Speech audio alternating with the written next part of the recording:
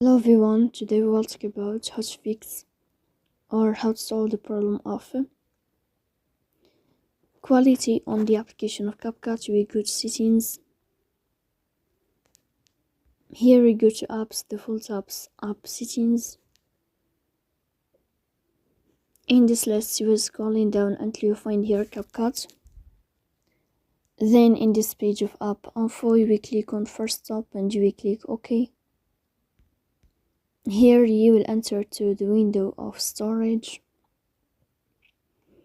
And then we click on clear cache, but pay attention, don't click clear data because that can delete your account. In the end you can turn off your phone and you can restart your phone again to fix that problem. So that's all. Don't forget to support us by like and subscribe. See you next time and thank you for your watching.